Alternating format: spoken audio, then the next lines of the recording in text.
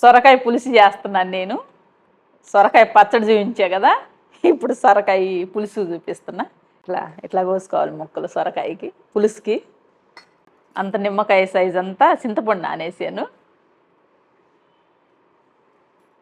తర్వాత టమాటా, ఈ కొత్తిమీర, కరివేపాకు, ఉల్లిపాయ, ఎల్లుల్లిపాయ, ఒక రబ్బ అల్లం, పచ్చిమిర్చి, వీటన్నిటితో నేను పులుసు పెట్టి ఎలా చేయాలో నేను చూపిస్తా. అల్లము, ఇదిగో అల్లం ముక్క దీంట్లో వేస్తున్నా. ఎల్లుల్లి రెబ్బలు వేసి దీంట్లో వేసి దంచుకుందాము. పులుసుకి నేను దంచుతున్నాను.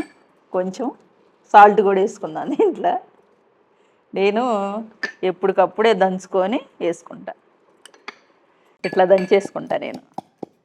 ఇది పులుసులో కదా, అందుకని నేను దంచుతున్నాను. ఇదిగో ఇట్లానే వేసుకోవాలి, ఇంతే. ఇట్లా కచ్చాబచ్చ నూరి ఈ పులుసులో వేసుకున్నాం అనుకో, ఆ టేస్ట్ వేరుగా ఉంటుందబ్బా.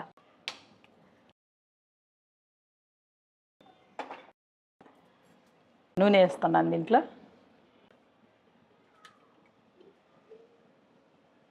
ఇంత అయితే సరిపోతుంది. కొంచెం మెంతులు వేసుకున్నాము.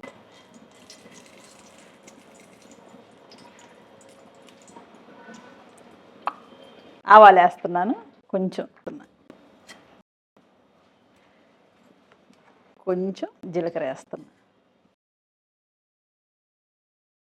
కొంచెం పసుపు వేస్తున్నా. ఇప్పుడు మనం దీంట్లోకి కరివేపాకు వేస్తున్నా. అది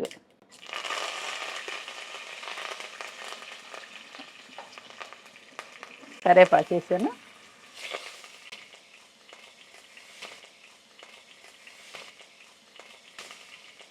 ఇప్పుడు మనం దంచి పెట్టి చెప్పా కదా అల్లం పేస్ట్ని ఇప్పుడు వేసుకుందాం. ఇదిగో చూడు ఎంత బాగుందో దంచితే. కచ్చాబచ్చగా దంచా కదా, బాగుంది. అట్లా కలిదిప్పుకుంటే ఆ పచ్చి వాసన అనేది పోయిద్ది అనమాట. ఉల్లిపాయ వేస్తున్నా. కలిదిప్పినాక మిర్చి వేద్దాం.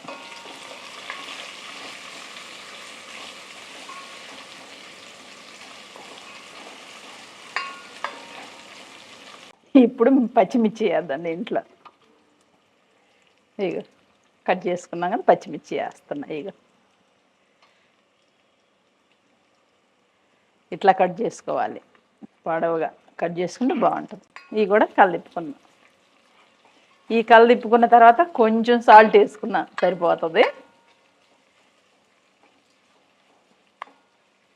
కలిదిప్పాను కదా, కొంచెం సాల్ట్ వేద్దాము.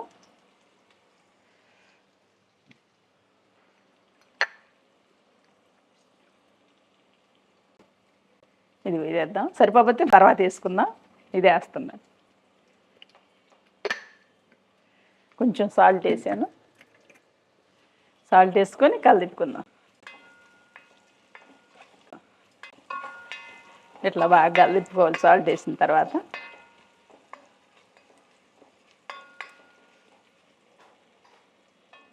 టమాటా వేసుకుందాం. టమాటా వేసాను. కలిదిప్పుకుందాం బాగా.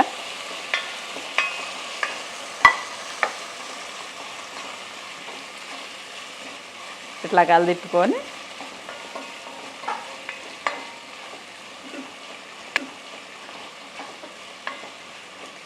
టమాటా బాగా ఇట్లా కలిదిప్పుకొని మూత పెట్టేస్తాం. మూత పెట్టేసాను. ఒక 5 నిమిషాలు అనుకో, బాగా మెత్తగా అయిపోతుంది.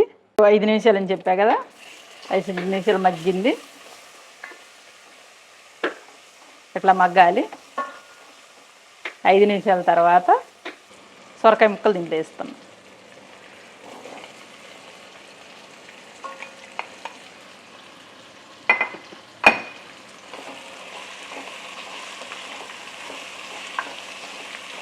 ఇట్లా బాగా కలిదిప్పుకోవాలి సొరకాయ ముక్కలు వేసినాక.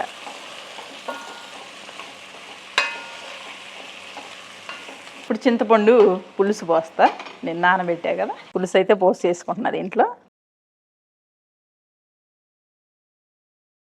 ఇంకొన్ని వాటర్ పోసుకొని కలిపేసి దాంట్లో వేసుకుందాము.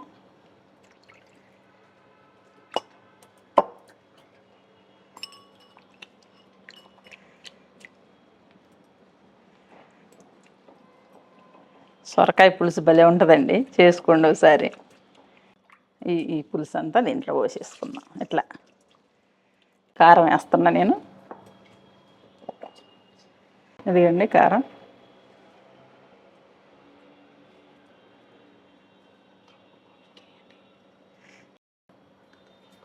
ధనియాల పొడి కూడా వేస్తున్నానండి.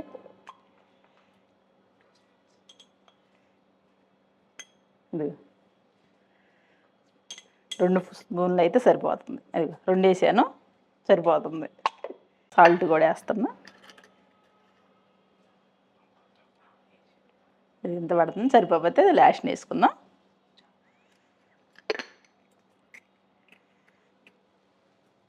ఇంక ఇవన్నీ మొత్తం కలిదిప్పేసుకుందాం ఒకసారి.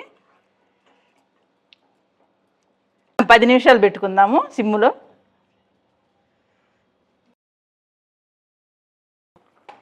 అయిపోయిందండి. ఇంక కొత్తిమీర వేసుకొని దింపేసుకుందాము.